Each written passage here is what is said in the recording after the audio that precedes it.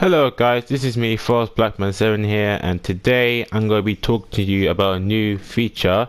This time it's going to be about dynamic custom tactics and how it will work in FIFA 19. So hopefully you guys enjoy this video. Please leave a like, subscribe to the channel if you're new, and comment down below what tutorials I should do next, and I will try and do that for you guys as soon as possible.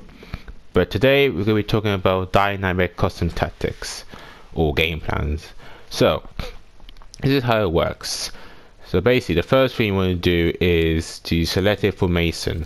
So you press L2 or LT if on Xbox, and you select a mentality. For example, we go with defensive.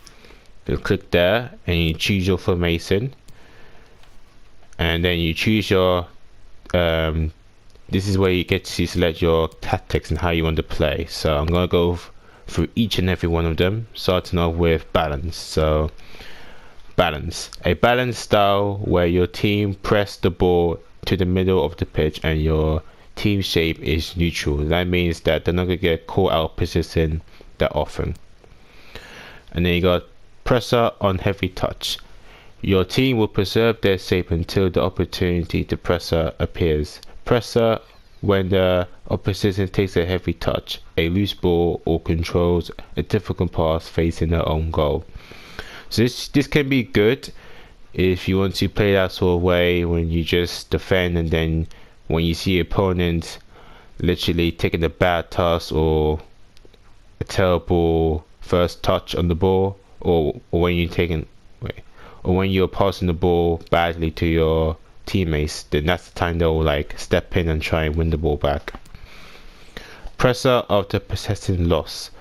After when your team loses possession of the ball, your teammates will press the ball for approximately 7 seconds. This will affect players' fatigue, and your players could be out of possession if you don't win the ball back during this time.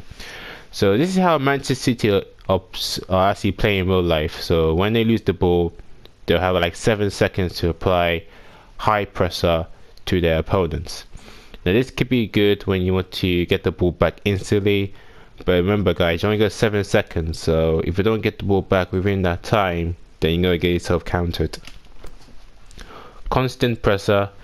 This tactic will put a high pressure and over opposition players on the field. This tactic may leave your team vulnerable as your players will become increasingly fatigued, leading them to push out possession. So you're going to be applying pressure all over the pitch throughout the whole game.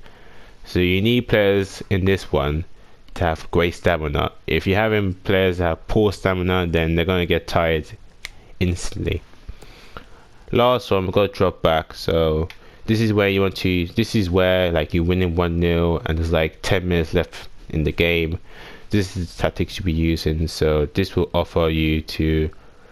tactic will preserve your team shape and will offer your opponent more of the ball. Your strikers will stay passive, and you may find yourself having less attacking options when you win the ball back.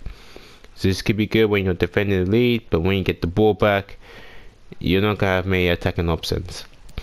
So that's defensive style done. Now you got the width. Now you can lower this down all you want, and you can up it as much as you want. Obviously if you lower it down too much, then you're pretty much having your defensive shape to be narrow. So that means they will cover the central positions, but however you'll be vulnerable down the wings. And if you increase this to around here, that means your team will be covering the wide spaces, but again you'll leave yourself vulnerable for central positions. So you have to try and like create a balance, if that makes sense. And then you got depth. So this is like adjusting your defensive team shape to be like balanced. So here, this is balance. You'll keep your team in the middle of the pitch and try to win the midfield battle. However, if you lower this to around here, then you're gonna have your defensive shape is gonna be deep, giving them less space to less space behind your defensive line for long balls and fast strikers to make runs in behind your team. However, if you're playing deep, you're going to open more spaces for long shots and more possession for the opposition team. If you increase this to on here, that means you're going to have a high line to apply pressure on possession. Your team will be very high, but you'll be vulnerable for long balls in behind. So again, you have to create a good balance when you're adjusting your defensive line. Now we're going to go with the offense. So you got these options here. First is possession, when your players will support more rather than going forward runs. This tactic strengthens the short passing game, but however will cause your team to take longer to build up. So especially if you're losing and it's like 10 minutes left in the game, therefore you need to try and like speed it up, because you can't just pass forever. You have to make use of it. You got a balanced offensive style. This tactic is for a balanced team that maintains its formations. Players will support and make runs when they think it's the right time to do so. So they'll be patient, but they won't like go guns blazing all the time. They'll pick their moments. Long ball. This is good for when it's good when you have like a target man and you want to just loop it over to the target man with ease, and also it can be who is fast. So I'm going to read this for you guys. The team will make runs for long balls in space behind the opposition back line or up to a target man. Strikers who are fast with good attacking positioning attributes are the best for this tactic. So if it's a fast striker or target man, this tactic is good for you. A fast build up, it means that players will push forward for a faster build up, but however, if you lose the ball, you could find yourself open for a very dangerous counter attack.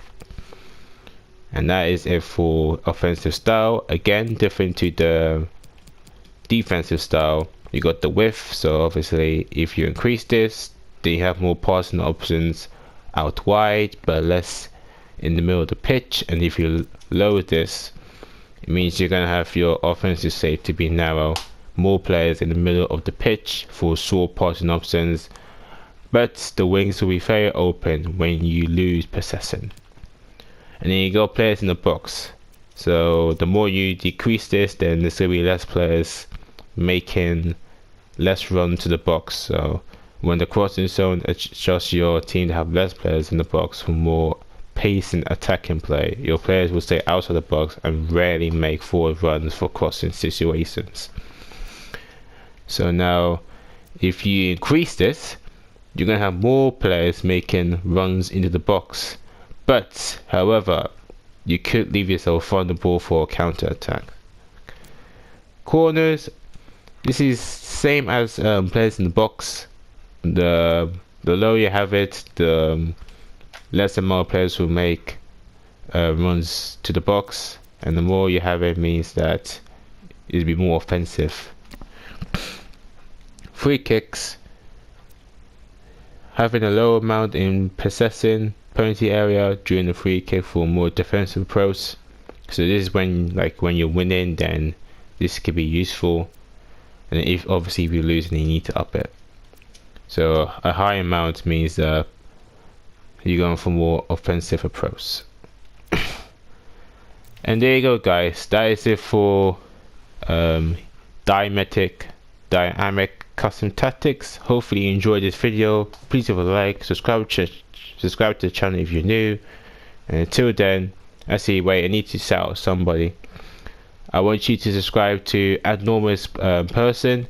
He's a YouTuber himself. He's got 13 subscribers, and let's try and give him a helping hand. So I'll leave his link in the description, and also leave another YouTuber in the description also.